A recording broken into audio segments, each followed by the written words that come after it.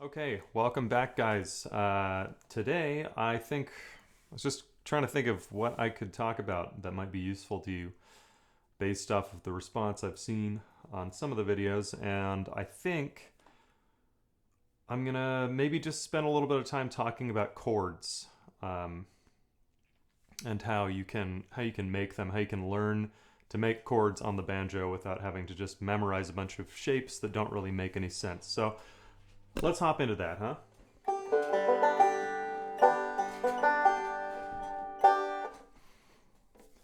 Yeah, so chords on the banjo. I think the most logical place to start is with G. So let's start with that. We're just going to go over um, our major chord first. So if we put our ring finger on that fifth fret, so we get the fifth fret, fourth fret of the third string, third fret of the second string, and then fifth fret of the first string. That's what we call our root position chord. The reason it's called the root position chord is because, well, in this case, G is the root, and G is going to be the lowest note. That's going to be our bass note of that chord. So that's our root position chord here. Now, if we want to change this from, say, a major to a minor chord, there are a few things that I want to go over without getting too in the weeds in music theory land. Believe it or not, you don't need to know a whole lot about that. But your G triad, a triad is based off of three notes, right? So you have in this case, your root, or one, right, on the bass. There's your G. And then your third is going to be the next note up in that chord. So this is going to be B. B is in boy. So G is 1, B is 3. And then our next note is our fifth. In this case, that's going to be D, dog, D dog. And then we have an octave. So that's a G up top as well. So we're just going to mirror that on the first string. Now, to turn this from a major to a minor chord, we have to do something called flatting the three. So our three is that middle finger, that middle string, and our middle finger in the realm of our root position chord. So to flat something, we're just going to bring it down the neck, which is this way, sonically down the neck.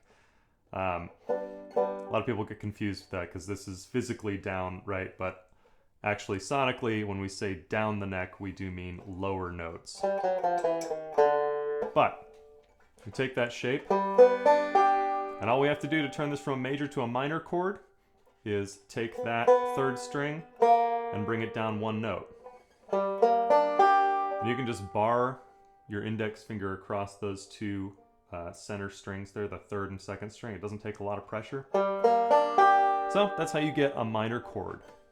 Let's bring it back to major. If we want to make a dominant chord, like a blues chord, one that leads us to another, like in this case, our 4 chord, if we want to make our G7, then we have two options. The main thing we have to do is we need to have what's called a flatted seventh in this.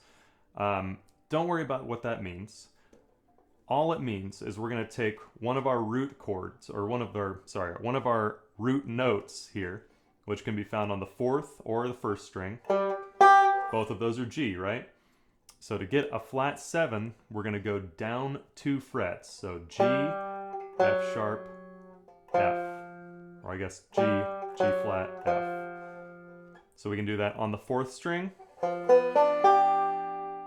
that's going to bring that F note into the bass. Or we can do that on the 1st string. And that's probably the more common way to play a dominant chord. Right?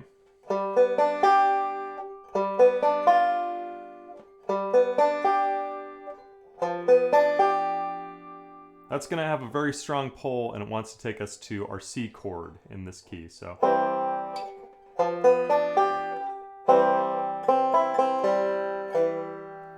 anyway, that's how you go from major to minor to dominant in our root position chord.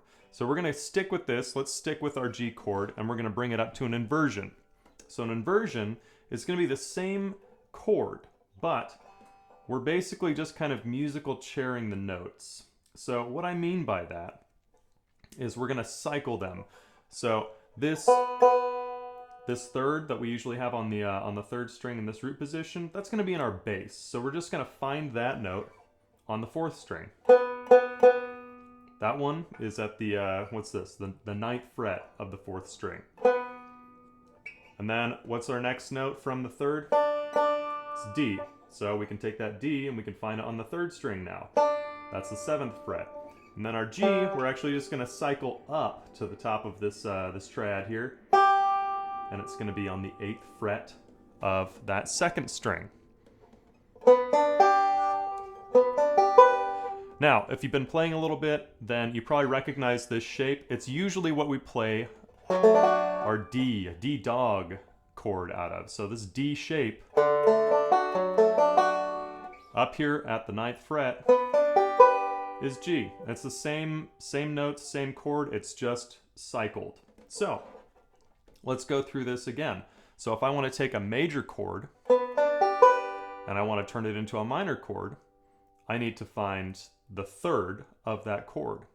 Now, we know that our first inversion, or our D-shaped chord, is going to have that third in the bass, right? So all we have to do is take that third, and we have it doubled here, so that fourth and first string, and we're going to take it down 1 fret, or flat the third. And there's your G minor up here. Now let's go back to major. If we want to turn this into a dominant chord, we're going to do the same thing that we did down here, except there's really only one option now. So we find our root, which is that 8th fret of the second string, and we're going to bring that down 2 frets. And this is a little bit more of a stretch chord if you're putting that ring finger down to get the bass note in. More practically, you're mostly going to be playing this on the first or on the top 3 strings, right? So you don't necessarily have to have that ring finger down, but there's your dominant chord up there. Okay, we're going to do it one more time. We're inverting. So technically, actually, our open strings are an inversion. That's our second inversion of G, which just means that this D note, that means that this D note that was up here and here is going to be in the bass now. So if we find, so our open tuning on the banjo, we actually already have, that's a second inversion G chord. It just means that there's D at the bottom. So we're going to come up here. Our next one up is going to be this 12th fret, right? If we're following the pattern, we need D on that 4th string. So it's just a bar across the 12th fret. You should have a double dot or some kind of indication on your banjo that tells you that you're at the 12th fret. Familiarize yourself with that. That'll be super useful. So, how do we turn this into a minor chord? We're going to find the third of it, which is still a B note. So which one is the B? So we got D on the bass string, on our 4th string. We have G on the 3rd string, and then we have B. That's going to be on the 2nd string. So if we're going to turn this from major to minor, we're just going to take that down 1 fret. We have flatted the third. We have turned this major chord into a minor chord. Now it can be a little bit of a jumble up here. Again, probably more often than not, you're just going to be dealing with these top 3 strings. So okay, take it back to major. Now if we want to turn this into a dominant chord, we have 2 options. The most common one you're probably going to use on bluegrass stuff is going to be taking this 1st string, and then we're going to bring it up to our F note there. So it's a little bit different than what we did before, but we're basically looking for what is the closest F. So if we go here, we have G, B, and we have F. That's our dominant chord. Another way, alternatively, more close to the way that we did before, we could find that G in there, which is going to be our third string, and we can bring it down 2 frets. So there's an F there. Therefore, that's another way to play that dominant chord. Now, keep in mind, when we do anything on the first or fourth string, we can mirror that to the other string. Because they're just an octave apart, it's going to have the same effect on the quality of the chord. So if I have that 3rd fret style of dominant chord up here, I can move that 3rd fret to the 4th string instead and have that in the bass. So that's kind of a nifty tool. And it's similar to how we did the dominant chord on the root position chord back here. So we've got, there's our F on the bottom, and there's our F on top. So I guess the takeaway here is, in order to figure out these chords for yourself, you need to know a couple of things. First, you need to know what is it that differentiates a minor chord from a major chord. What's the change that you have to make in your chord shape? Which string or strings need to change? And then for a dominant chord, thinking the same thing. Which notes have to change? So from a minor chord, we're changing from that major 3. So long as we know where our 3 is, we can change that into a minor chord. And same thing for dominant chords. We want to find what our flat 7 is. Now that's going to be 2 frets lower than our root note, or our 1. So if we know where our root is, in this case we have 2 options, right? Those are both G. We can choose either one to bring down 2 frets, and the rest of the chord stays the same. The other part that I think is super useful is knowing your inversion chords. So a while back I did a video on backup banjo, and part of the thing that one of the techniques that we learned in that was jumping back and forth between this root and first inversion chord, right?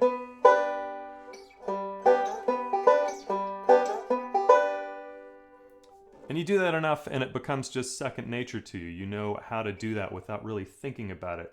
Commit these things to memory, at least with your 1, 4, and 5 chords. Anyway, that's all I got today. Thank you guys for watching. I hope this wasn't too rough. This is a little bit more of a workshop style video here. But if you like this, please leave me a like, consider subscribing or commenting on what you did like or didn't like. I'm open to both avenues of feedback here. If you like this kind of stuff and you're kind of starting out on banjo and you're looking for more ways to expand your vocabulary and get out there and start playing with people in jams, I do have another video that is about backup techniques for banjo. A lot of that stuff crosses over with the things that I went over in this video. So I'm going to link that in the screen here. And then I'll also have tabs on my website just for changing these chord qualities so you can see on paper what's going on. But I'll have that linked down in the description below. Thanks for watching again, guys, and I'll see you next week.